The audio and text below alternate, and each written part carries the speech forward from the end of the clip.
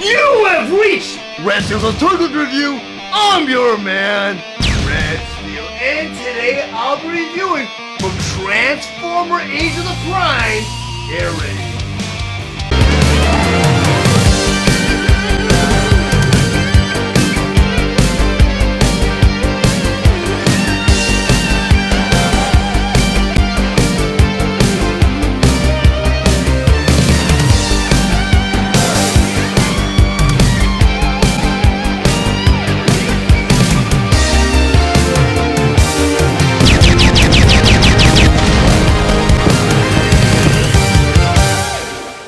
Transformers Age of the Primes Air Raid. Before I get to the actual review, let's go over some of the fantastic details on this packaging. Up front here, I want to show you what the figure and all its accessories inside. The top corner here it says, more than meets the eye. Below that you have the Aerialbot symbol. Down here you have 1 out of 5 Superion. And over here you have 17 steps. On the very bottom here you have an 8+, which is the age requirement for this figure. Inside the packaging you have 2 beautiful illustrations of Air Raid, both in his robot mode and in his jet mode. Across the bottom here you have Transformers Age of the Primes. In the corner you have Aerialbot Air Raid. In the other corner here you have the Hasbro emblem. On top of the packaging here again you have Aerialbot Air Raid. In the corner here you have the Takara Tommy emblem. Outside the packaging here, on the very top, you have 1 out of 5 Superion. Collect to combine. Then down here you have this fantastic illustration of Superion. And down here you have Transformers Age of the Primes. On the very bottom here you have Aerialbot Air Raid. On the other side of the packaging here, on the very top it says, till all are one. And over here again it says Transformers Age of the Primes. And on the very bottom here it says it is a deluxe class figure. On the back of the packaging here, in the very corner here you have the Aerialbot Air Raid. In the other corner here you have 1 out of 5 Superion. Collect to combine. In the middle here you have all the figures featured, such as Air Raid in his robot mode, Air Raid in his jet mode. In the middle here you have 17 steps. Down here you have the More Than Meets the Eye authentic logo. In the very corner here you have the Hasbro emblem. Transformers Age of the Primes Deluxe Class Aerialbot Air Raid. Air Raid was released March 2025 with the sadistic retail price of $24.99. It is available at all major retailers. Air Raid was released along with the other Transformers Age of the Primes Deluxe Class Wave 1 figures, Slingshot, Solus Prime, and Waspinator. Air Raid is a Generation 1 inspired figure that converts to his jet mode in 17 steps. His accessories include 2 blasters and instructions. Air Raid stands 5.5 inches tall and he is meant for fans ages 8 and up. Next, we're going to go ahead and convert Air Raid from his robot mode all the way to his jet mode. But the first thing you always want to do before you transform any of your Transformers, you want to remove all their weapons and accessories. So let's get blasters. We'll put them off to the side. So the first step of the transformation, you have Air Raid's legs right there and right there. Between his legs you have a tab right there, you have a porthole right there. I want to go ahead and tab his legs together just like that. So step number 2, in front of his legs you have this white panel right there and right there. You have a hinge joint right there and right there. With these white panels, you want to flip them open just like that. Do that to the side to this panel and flip it open just like that. So step number 3, you have Air Raid's feet right there and right there. You have a hinge joint right there and right there. When you take his foot, you want to bring it back so this tab goes into this porthole just like that. Do that to the other side. Take this foot, get that tab, put it right in that porthole just like that. The step number 4, with these white panels now, we want to bring them up into the body. On the top of the thigh, you have a tab right there and right there. This white panel, you have a porthole right there and right there. You want to swing it up, and we're going to tap it in place just like that.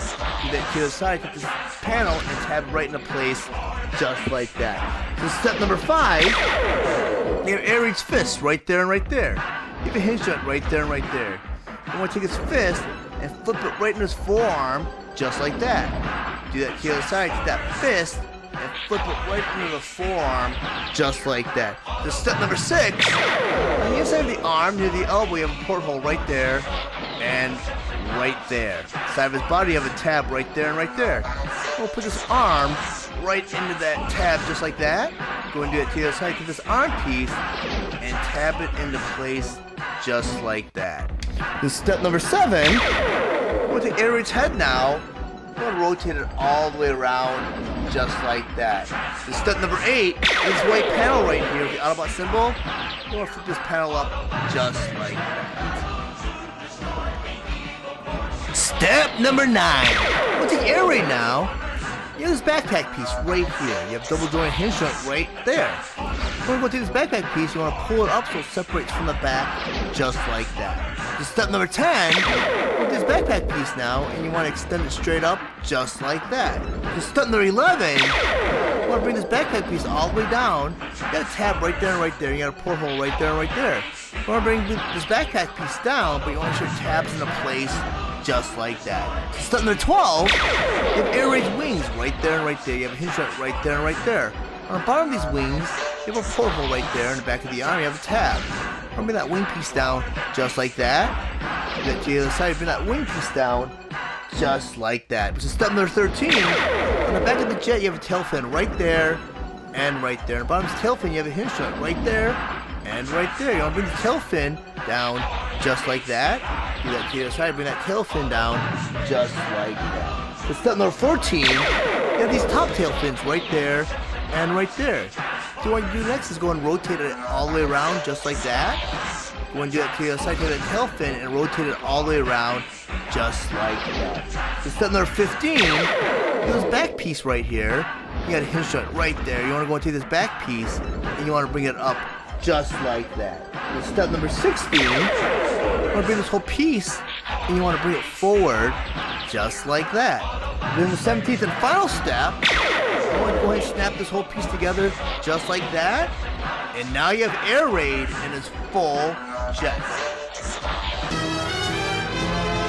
Now that I have Air Raid in his jet mode, and on my display table, let's go over some of his plate features and accessories. First by talking about his blasters. The Air Raid comes with 2 of these blasters, and according to the instructions, there's a way to arm these blasters on Air Raid while he's in his vehicle mode. And you do that, the handle here is actually a 5mm peg. You flip Air Raid over on the bottom of each one of his wings, he has a 5mm porthole right there and right there. When you take that blaster, you want to make sure the barrel's facing forward. You want to take the handle, plug it right into the wing, just like that. Do that to the other side, take this blaster, plug it right into the wing, just like that. And now you have Air Raid armed while he's in his vehicle mode. A pretty cool play feature, but I'm not a big fan of arming my Transformers while they're in their alt mode. And the alt mode is anything that is not the robot mode. So this is a vehicle mode and an animal mode, in this case a jet mode. And it doesn't really play too much into the transformation either. I mean, you do have like these little simulator rockets, but the Aerialbots didn't really have them. The Seekers did, and the Seekers were the Decepticon jets from season 1 and 2. They had little rockets under the wings, but the Aerialbots did not really sport that. And Aerialbots only came with 1 blaster each anyways, and they didn't have any means of mounting them on the bottom of the wings. So I'm going to put this off to the side. So I want to go and talk about Air Raid's jet mode. And Air Raid is based, or loosely based, on the F-15 fighter plane.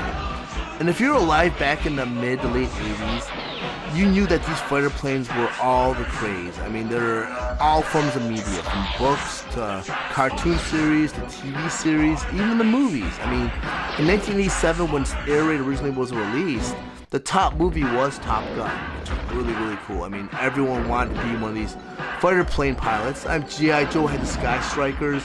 Season 1 of the Transformers had Starscream, Thundercracker, Skywarp, and Season 2 had the modified jets. And by the time Season 3, or almost like between 2 and 3, they came out the Aerialbots, you know, which was kind of segueing into Season 3, but these are actually Season 3 Transformers.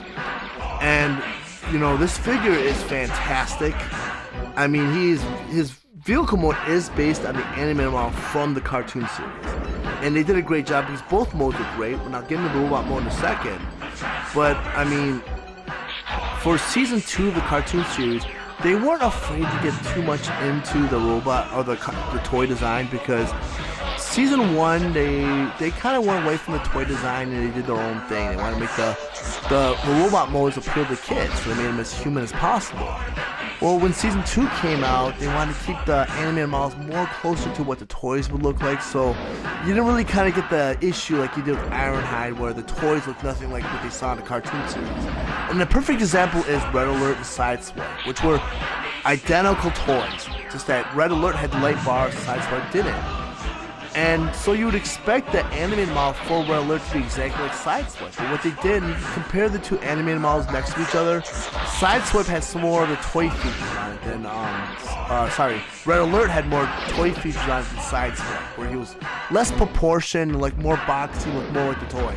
And the Seekers are another great example, because if you got Thundercracker, Skywarp, and Starscream, with the and it's not just the cone design. The cone heads were Thrust, Wrench, and Dirge had the cone heads. But when you look at the body designs for the Seekers for Season 2 were close to what the toy looked like. Well, that's what was cool about.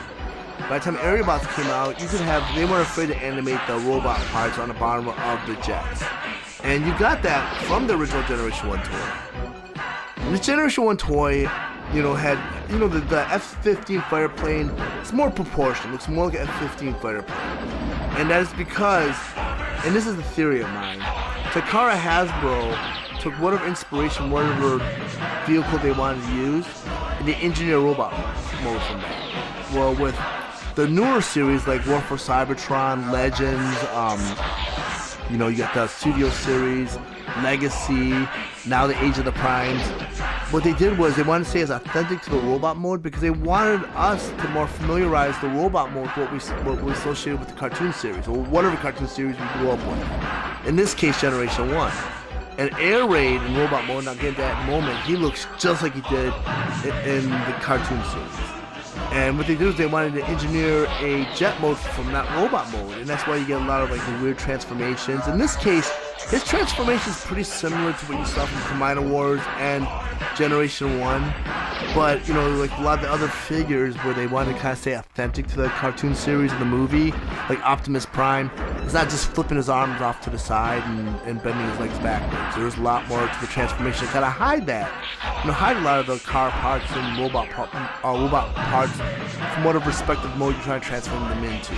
But Air Raid was done really well, and what I really dig about, this version of Air Raid is they stayed authentic in both modes, where they weren't afraid to go back to the original Generation 1 vehicle mode and bring the toy out too, because when Combiner Wars came out, they modernized the vehicle mode, but they tried to keep the robot mode as true to the anime model from the Generation cartoon series or the movie. And that's what happened with Combiner Wars, where, let's face it, Generation 1, the robot modes were very boxy. They weren't the greatest in the world.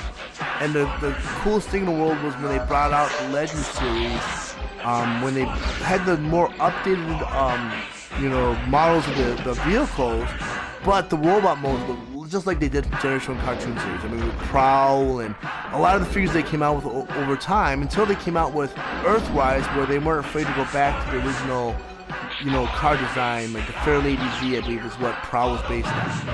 And that's what they did with the Age of the Prime's Air Raid, was they weren't afraid to go back to the F-15 fighter plane, even though this fighter plane was retired back in the late 80s, early 90s.